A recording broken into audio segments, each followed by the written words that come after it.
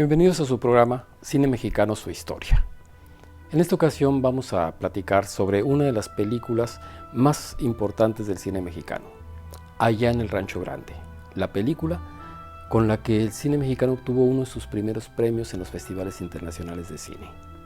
Hablaremos de su primera versión, protagonizada por Tito Guízar, la segunda versión protagonizada por Jorge Negrete y una secuela en los años 50, Los hijos de Rancho Grande, protagonizada por Demetrio González. Acompáñenos.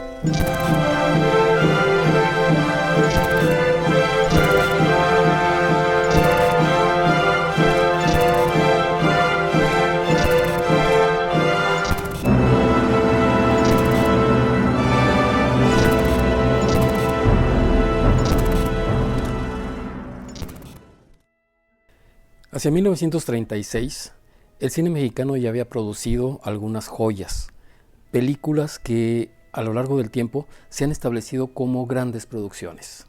Pienso, por ejemplo, en La Mujer del Puerto, Vámonos con Pancho Villa, El Compadre Mendoza, El Prisionero 13, por citar unas cuantas. Pero El Prisionero 13 y Vámonos con Pancho Villa y El Compadre Mendoza, que fueron dirigidas por Fernando de Fuentes, no habían dado todo el realce que el cine mexicano estaba esperando. De hecho, películas como Vámonos con Pancho Villa no había sido estrenada cuando se filma Allá en el Rancho Grande. Y con Allá en el Rancho Grande nosotros tenemos ya el salto que el cine mexicano necesitaba, un salto internacional. Allá en el Rancho Grande llamó la atención no solo por su argumento, sino básicamente por su fotografía. Tanto que la película se presenta en el Festival de Venecia y obtiene el premio a la mejor fotografía. Aquí ya tenemos a uno de los grandes fotógrafos del cine mexicano, Gabriel Figueroa. Allá en el Rancho Grande nos lleva también por una serie de líneas argumentales y líneas visuales que luego serían muy características del cine campirano mexicano. Estamos en 1936 y es este el periodo en el que se están desarrollando una gran cantidad de trabajos de tinte nacionalista. Y bueno, dentro de esta línea del nacionalismo es donde se inscribe una película que va a llevar el folclore mexicano a sus niveles mucho más altos. Podríamos ponerle como objeción que este tinte folclorista que tiene Allá en el Rancho Grande no empata del todo con la idea del nacionalismo que se estaba planteando desde las esferas gubernamentales y sobre todo desde las líneas de cultura y la Secretaría de Educación. Pero a favor de Allá en el Rancho Grande, podríamos señalar que está dándole al folclore mexicano, tanto en su música como en sus personajes, un nivel que realmente era lo que gran parte del público estaba esperando. Por supuesto que no fue Allá en el Rancho Grande la primera de estas películas de toque folclórico. Unos pocos meses antes se había filmado Cielito Lindo, una película protagonizada por Arturo de Córdoba. Pero definitivamente que es Allá en el Rancho Grande la película en la que el cine ranchero, la comedia ranchera, el drama ranchero, para mencionar todos los géneros en los que se ubicaba este tipo de argumentos, eso es lo que el público esperaba. Una película con una historia sencilla, con personajes que van desde lo virtuoso hasta lo más degradado, con el momento chusco en la situación más oportuna y sobre todo una serie de canciones. Todo eso junto más la espléndida fotografía de Gabriel Figueroa y sobre todo ese argumento escrito por Gus Águila y trabajado por Fernando de Fuentes, más la dirección de Fernando de Fuentes y la presencia de Tito Guízar y Esther Fernández, han hecho de Allá en el Rancho Grande una de las películas básicas, fundamentales dentro de la historia del cine mexicano.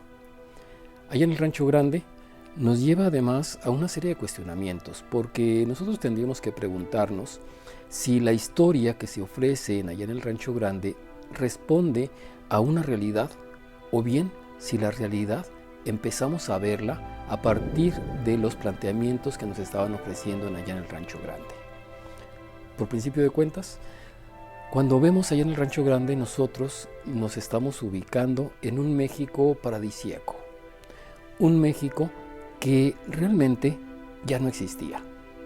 La historia de los hacendados y la relación con los trabajadores de la hacienda era algo que se suponía había quedado atrás con el movimiento de la Revolución Mexicana. Sin embargo, allá en el Rancho Grande lo trae nuevamente al presente, lo actualiza en sus argumentos y a partir de ahí se va creando una imagen campirana de México que perduró durante muchísimos años hasta que se agota el esquema de la comedia ranchera a mediados de los años 60. Esto significa que durante 30 años el mundo creado allá en el Rancho Grande estuvo vigente en el cine mexicano. Pero no es solamente la vigencia que tuvo en el cine mexicano lo que debe llamarnos la atención. Si estuvo vigente, eso fue porque existió un público que estuvo adorando esas películas. Y podríamos decir también que estuvo añorando esas épocas que tal vez ni siquiera hayan existido.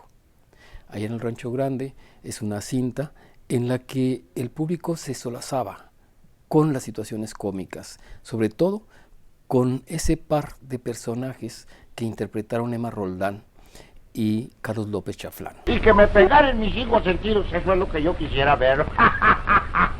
Nomás mira, por Dios, que me pegaran a mí, quisiera verlo. Pues ya lo está haciendo, sinvergüenza, borracho, flojo. Angelita. Sinvergüenza. Se emocionaba con las secuencias románticas de esa pareja inolvidable que formaron Tito Guízar y Esther Fernández, más las intervenciones de el villano en esa cinta que interpretó René Cardona.